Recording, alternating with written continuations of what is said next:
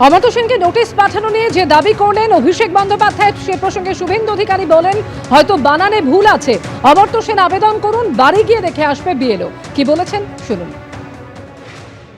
নিশ্চয়ই নামের বানান ভুল আছে, নয় স্পেলিং মিস্টেক আছে, কিছু তো একটা কারণ আছে, এমনি তো ডাকেনি।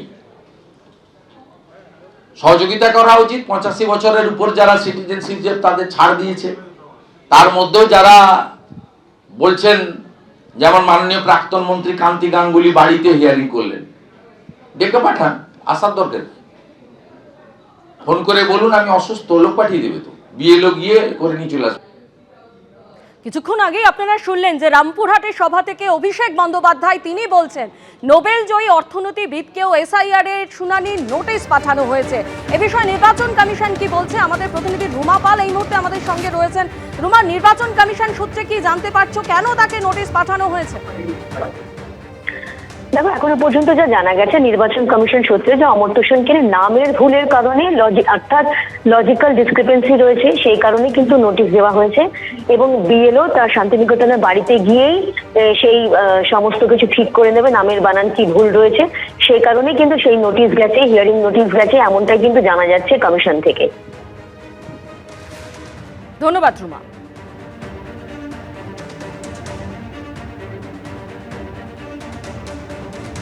এসআইআর এর বিরোধিতায় সাম্প্রতিককালে একাধিকবার সরব হয়েছেন মুখ্যমন্ত্রী মমতা বন্দ্যোপাধ্যায়। এর আগে গতকালও প্রয়োজনে জনগণের পাশে থাকতে সুপ্রিম কোর্টে সওয়াল করার কথা বলেছিলেন তিনি, এবং ফের একবার এই নিয়ে সরব হয়েছেন মুখ্যমন্ত্রী মমতা বন্দ্যোপাধ্যায়। আজকে তিনি এই নিয়ে বললেন, এসআইআর নিয়ে ভুলভাল কাজ করছে কমিশন, জীবিত ভোটারদের মৃত বলে দেখানো হচ্ছে, নাকে নল লাগিয়েও শুনানিতে যেতে হচ্ছে অসুস্থদের। বিজেপির আইটি সেলকে দিয়ে একাধিক অ্যাপ তৈরি করছে কমিশন, এমনই অভিযোগ করেছেন তিনি। ভুল ভাল করছে ইলেকশন কমিশন, জীবিতদের মৃত দেখাচ্ছে, বয়োজ্যেষ্ঠদের নাকে নল পরিয়ে নিয়ে যাচ্ছে, এবং যেসব অ্যাপ করেছেন বিজেপির আইটি সেলকে দিয়ে, সেগুলো ইললিগাল, আনকনস্টিটিউশনাল, আনডেমোক্রেটিক। এভাবে চলতে পারে না। আপনাদের বলবো, আপনারাই ক্রস চেক করুন এবং আপনারা মানুষের পাশে দাঁড়ান। আমাদের পাশে দাঁড়ানোর দরকার নেই। হামলার মুখে পড়ার পর ফের এসআইআর এর কাজে সি মুরুগান। সোনারপুরে বিডিও অফিসে কমিশনের পর্যবেক্ষক সি মুরুগান। বারুইপুরে এসআইআর শুনানি কেন্দ্রেও যান কমিশনের পর্যবেক্ষক। নির্বাচন কমিশনের বিশেষ পর্যবেক্ষক সি মুরুগান দক্ষিণ 24 পরগনার বিভিন্ন প্রান্তে আজ সকাল থেকে ঘুরে বেড়াচ্ছেন। সকালবেলা তিনি বাসভবন থেকে বেরোনোর পর সোজা চলে যান সোনারপুর বিডিও অফিসে। সেখানে সোনারপুর বিডিও অফিসে বিডিওর সঙ্গে দেখা করেন, কথাবার্তা বলেন। সেখানে উপস্থিত ছিলেন বারুইপুরের এসডিও, তিনি তার সঙ্গেও কথাবার্তা বলেন এবং সেখান থেকে তিনি সরাসরি চলে আসেন বারুইপুরে। সেখানে একটি স্কুলে তিনি যান। সেখানে সেই স্কুলে গিয়ে, যেখানে এসআইআর এর হিয়ারিং প্রক্রিয়া চলছে, সেখানে গিয়ে তাদের সঙ্গে কথাবার্তা বলেন। তারপরে তিনি সোজাসুজি চলে যান বারুইপুর বিডিও অফিসে। সেখানেও কিন্তু আধিকারিকদের সঙ্গে বেশ কয়েক দফায় পর্যালোচনা করার পর তিনি বেরিয়ে আসেন জয়নগরের উদ্দেশ্যে। ইতিমধ্যেই জয়নগর 1 নম্বর বিডিও অফিসে তিনি এসেছেন।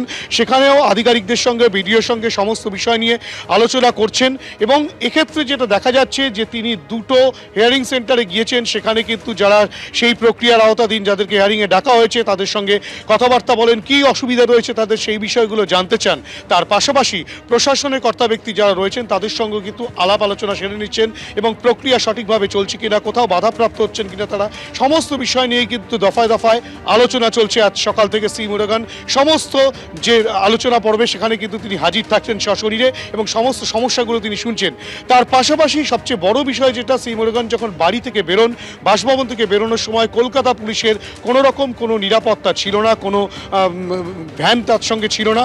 পরবর্তী ক্ষেত্রে তিনি যখন বারুইপুর পুলিশ জেলায় প্রবেশ করেন, অর্থাৎ গড়িয়া ঢালাই ব্রিজ, সেখান থেকে কিন্তু বারুইপুর পুলিশ জেলার পুলিশ তাকে নিরাপত্তা দিয়ে নিয়ে বিভিন্ন জায়গায় ঘুরছেন এবং এই যে গোটা এবিপি আনন্দ এগিয়ে থাকে, এগিয়ে রাখে।